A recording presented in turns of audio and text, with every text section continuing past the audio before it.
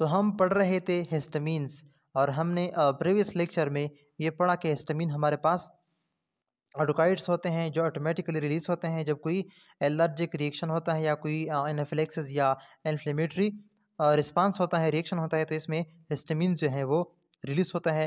और हमारे पास मुख्तलिफ मीडिएटर्स हैं, साइटोकाइन हैं, जिसको ये मीडिएट करते हैं उस रिलीज को, तो उसकी वजह से मुख्तलिफ जो है रिएक्शन बॉडी में होते हैं।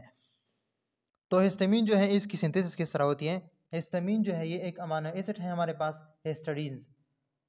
हिस्टाडीन से डीकार्बोक्सिलेशन रिएक्शन के ज़रिए हिस्टामीन की फार्मेशन होती है और इस रिएक्शन में एक कार्बन डाइऑक्साइड जो है वो रिलीज़ हो जाता है और ये जो एंजाइम यहाँ पर यूज़ होता है वो है डीकार्बोक्सिलेज। और जब इस हिस्टामीन की फार्मेशन हो जाती है तो ये हिस्टामीन्स वेसिकल के फॉर्म में स्टोर होता है मस्ट सेल में, बेसोफाइल सेल में और other sales of the body में। और जब ये हिस्टामीन वेसिकल में स्टोर नहीं होता, फेल हो जाता है, तो हमारे बॉडी में एक एंजाइम है अमाइन ऑक्सीडेज, तो ये repeatedly inactivated by the amine oxidase. Histamine जो है ये किस तरह जब ये स्टोर हो जाता है वेसिकल में, मस्ट सेल में या बेसोफाइल सेल में या other sales of the body में, तो ये किस तरह जो है रिलीज होता है?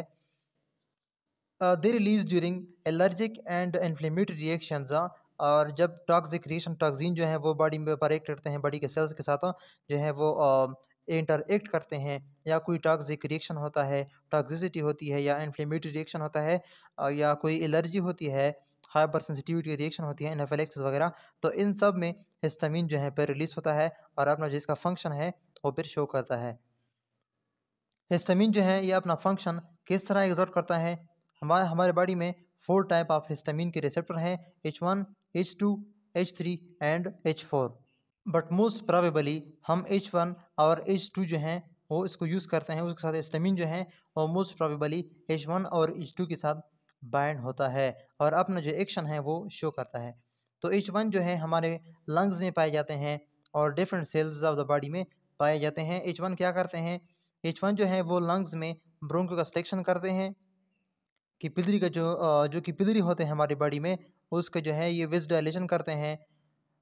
किसकी मदद से? ये नाइट्रिक ऑक्साइड की फॉर्मेशन करते हैं। और हमें पता है कि ना जो नाइट्रिक ऑक्साइड है वो हमारे पास पोटेंट फिज़ोडाइलेटर है और जब इसकी फॉर्मेशन होती है तो ये कैपिलरी का जो कैलिबर होता है वो इंक्रीज़ करता है और इसे विज़ोडाइलेट कर देता है। इसके अलावा ये इन्हेंस करता है secretion of pro inflammatory cytokines in the local tissue और ये लोकली प्रो इन्फ्लेमेटरी साइटोकाइंस को भी रिलीज़ करता है जो इन्फ्लेमेशन कॉज करते हैं। और मुख्तलिफ मीडिएटर हैं हमारे बॉडी में जो फिर रिलीज़ होते हैं जब हिस्टामीन अपने रिसेप्टर के साथ H1 के साथ बाइंड हो जाता है।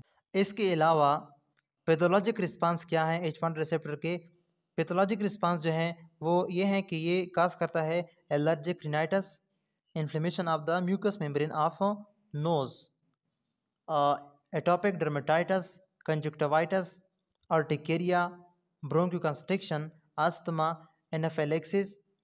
तो ये पैथोलॉजिक रिस्पांस हैं जो H1 रिसेप्टर की वजह से जो है वो काज होते हैं। H2 रिसेप्टर क्या है? H2 रिसेप्टर जो है वो हमारे GIT में पाया जाता है, स्टोमक वगैरह में।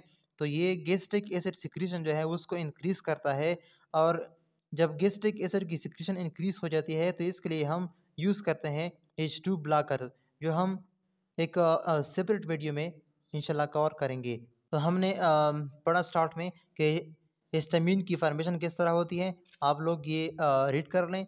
यहाँ पर जो है ड्रामेटिकली आप लोगों को एक डायग्राम के ज़रिए जो है ये सब कुछ यहाँ पर ड्रा किया हुआ है और आप H1 रिसेप्टर को भी यहाँ से स्टडी करें कि इसके क्या क्या इफ़ेक्ट्स हैं हमारे बॉडीज़ में, कि H1 रिसेप्टर जो है उसको उसकी क्या एक्शन है, H2 और H1 की कंबाइन क्या एक्शन है हमारे कार्डियोवास्कुलर और स्किन पर। और H2 रिसेप्टर जो मैंने बताया कि H2 जो रिसेप्टर होते हैं वो GIT में पाए जाते हैं, गैस्ट्रिक एसिड की सिक्रीशन को इंक्रीज़ करते हैं और इसके लिए हम H2 ब्लॉकर यूज़ करते हैं। इसके अलावा आप लोग ये भी रीड कर लिए, बहुत इजी है, role in allergy and anaphylaxis. अगर कोई भी प्रॉब्लम हो तो आप लोग कमेंट सेक्शन में ज़रूर पूछ सकते हैं। इसके अलावा आप लोग हमारे व्हाट्सएप चैनल को भी फॉलो कर सकते हैं। Thanks for watching.